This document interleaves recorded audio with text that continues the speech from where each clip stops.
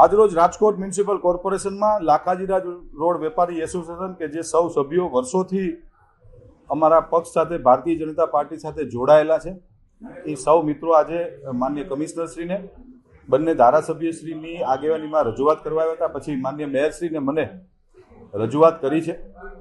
Dharmendra road વેપારી association કે Lakhajiraj road વેપારી એસોસિએશનનો પ્રશ્ન વ્યાજબી છે.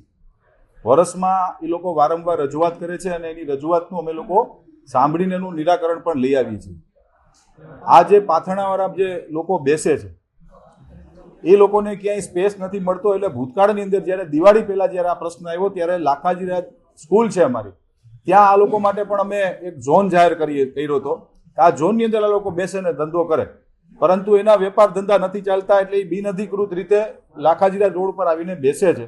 વેપારીઓની રજૂઆત વ્યાજબી છે, એમને ધ્યાનમાં રાખીને એમને જે રજૂઆત કરી એ વિષયમાં આજે અથવા આવતીકાલે મ્યુનિસિપલ કમિશનરશ્રી સાથે માનની મેયરશ્રીની અધ્યક્ષતાની અંદર એક મિટિંગ કરીને એનું કાયમી નિરાકરણ કેવી રીતે આવે એમના માટે એનો નો ફેરિયા ઝોન એ લોકોને ડિક્લેર કરાવવો છે. પણ એ પોલિસી લેવલનો નિર્ણય થાય છે કે ભાઈ આ કરી શકાય કે નહીં, એટલે બાકીના મહાનગરપાલિકાનું માર્ગદર્શન લઈ અને નો ફેરિયા ઝોન તરીકે જાહેર કરી અને આગામી દિવસોમાં અમે વેપારીઓને ન્યાય મળે અને ફેરિયાઓને પણ તકલીફ ન પડે.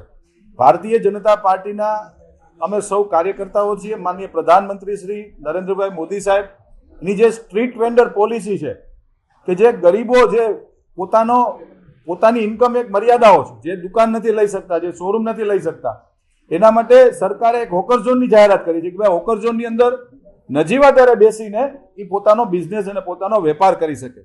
આ જે સ્ટ્રીટ વેન્ડર પોલિસી છે એમને પણ ક્યાંય ડિસ્ટર્બ ન કરવી અને માનનીય પ્રધાનમંત્રી શ્રી નરેન્દ્રભાઈ મોદી સાહેબનો જે સંકલ્પ છે કે દરેક વ્યક્તિ પોતાનો વેપાર કરી શકે, એને ધ્યાનમાં રાખીને ફેરિયાઓને પણ પૂરતા પ્રમાણમાં ન્યાય મળે અને એ યોગ્ય જગ્યાએ બેસી શકે અને ધર્મેન્દ્ર રોડ કે લાખાજીરાજ વેપારીઓને પણ ન્યાય મળે એવો વચ્ચેનો રસ્તો રાજકોટ મહાનગરપાલિકા કાઢશે. કાયદો કાયદાનું કામ કરતો હોય છે, દરેક વ્યક્તિએ કાયદામાં રહેવું જોઈએ. ટાઉન પ્લાનિંગ શાખાના જે નિયમો છે, ખાસ કરીને રાજકોટમાં લાખાજીરાજ રોડ હોય, ભૂપેન્દ્ર રોડ હોય કે ધર્મેન્દ્ર રોડ હોય, ઘીકાંઠા રોડ, ગરેડિયા રોડ, આ બધું હેરિટેજ રાજકોટ છે. આ રાજકોટ જ્યારે રાજકોટની સ્થાપના થઈ ત્યારથી આ રાજકોટ છે, એટલે ત્યાં ટીપીના જે નવા GDCR મુજબ નિયમો લાગુ નથી પડતા.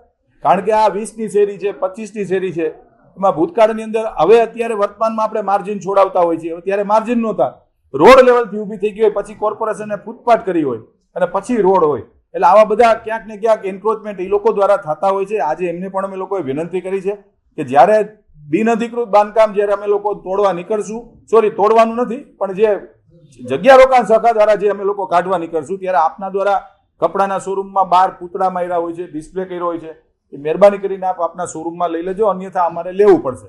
કાયદો બધા માટે સરખો હોય છે. રાજકોટ મ્યુનિસિપલ કોર્પોરેશન દ્વારા સમયાંતરે ઝુંબેશ થતી જોઈએ છે. જે અમારી જગ્યા રોકાણ શાખાના અધિકારીશ્રીઓ, અમારી જગ્યા રોકાણ શાખાના સ્ટાફ દ્વારા સમયાંતરે ઝુંબેશ કરતા જોઈએ છે. પણ મિત્રો, આખા દેશની અંદર એક પણ એવું ગામ નહીં હોય કે જ્યાં સ્ટ્રીટ વેન્ડરો નહીં બેસતા હોય. આ પણ એક વાસ્તવિકતા છે. આ દેશની અંદર એક પણ એવું ગામ નથી કે જ્યાં લારી કોઈ નથી, કે જ્યાં કોઈ પાથરણાવાળો નથી. મેં જેમ કીધું એમ માનનીય પ્રધાનમંત્રી શ્રી નરેન્દ્રભાઈ મોદી સાહેબનો એક સંકલ્પ છે કે નાના અને ગરીબ લોકો પણ પોતાના પગ ઉપર ઊભા રહી શકે, એના માટેની જેની વ્યવસ્થાઓ છે, એના માટે અમે યોજનાઓ બહાર પાડી છે પ્રધાનમંત્રીશ્રીએ કે 1 લાખ રૂપિયાની લોન લઈ અને તમને 0% અંદર તમે વેપાર કરી શકો. આવા લોકોનું પણ અમે ધ્યાન રાખીએ છીએ અને રાખતા આવ્યા છીએ અને વેપારીઓનું પણ ધ્યાન રાખશું.